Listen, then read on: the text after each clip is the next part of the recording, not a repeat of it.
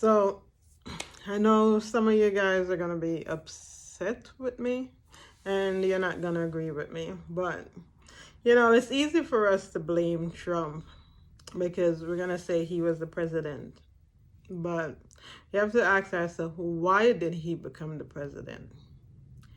He became the president because they found someone that would say and do the things that they wanted to do.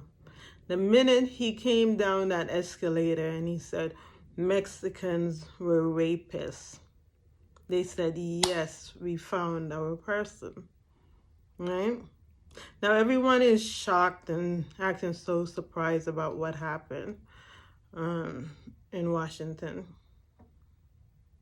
But these are the descendants of mobs that have marched into black cities around the country and burned down their homes and killed so many black citizens. David Duke says, or he said, we put Trump in there because he said he was going to give us back our country. And what they went to do was to take back their country. So don't act surprised like, I don't really like that. Or like, why are we surprised? We're surprised that they went to take back their country, right? No, that's what they wanted.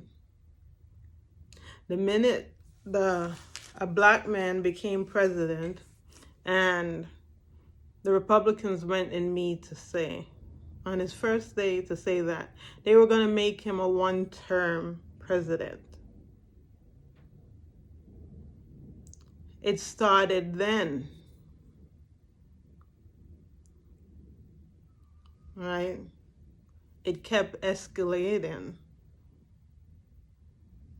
So, no, we can't put this all on Trump. Trump was just the voice that they found, right? He was just the voice that they found. Every time we saw them kneeling on a black man's neck or shooting him in the middle of the street and feeling empowered to get away with it, that was that mob. That was that mentality.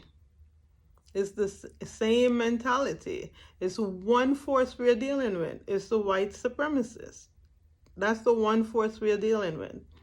When you look and you see the cops, how they treat them, we're in denial that a lot of our police force are white supremacists, right? And that is what we're dealing with.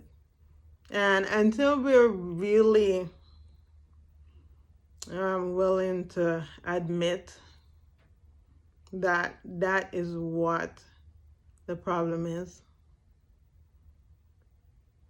and it's like, yeah, you're gonna chop Trump neck off, and in terms of getting him out of power, I'm not preaching any violence at all, not at all, but it's just like the beast, right? So you get rid of that head, but there's gonna be so many other heads until you decide to get to the root cause, till you decide to face the truth about this. And let us stop acting surprised. I think the only thing that they were surprised about was that when they said our country, that they actually respect the country and the laws of the country, because of course, yeah, the law and are the president. No, they want power and they want everyone else to be inferior and for them to be superior and be the dominant. So as easy as it is to say this was all Trump, no, they found their voice. They found what they were looking for in Trump.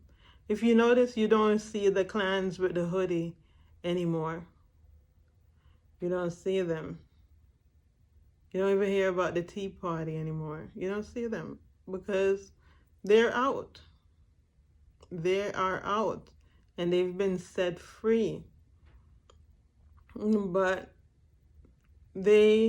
Trump only came about because of them. They were looking for someone that would get their agenda to the forefront, because that's what it has always been. That's what the civil rights was, right? It's the same thing. They want their country.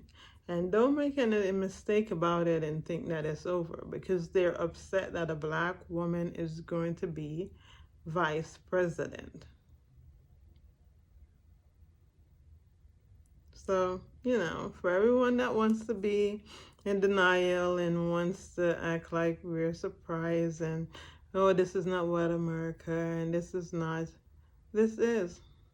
This is. And for everyone that supported Trump and say, no, we look past all these stuff because he was against abortion. And what people do is that they pick the sins that they think is important to them, right? They pick the sins that they think is the biggest sin to them. The biggest sin is somebody having an abortion, right? But not murder, right? You having an abortion is the biggest sin, but you killing someone in the middle of the street or you kneeling on their neck is not the same as having an abortion, right? So whether or not you agree with me, the truth stands on its own. And Trump may be gone, but the hate in these people's heart is still there. And getting rid of Trump is just going to take away a little of their voice, but they're going to find another one until it's dealt with. And hopefully, Biden and gives me hope. He gives me hope. He seemed like a real decent man that is going to try to do the right thing, right? So that is my thought on the subject, and I won't take back a single word.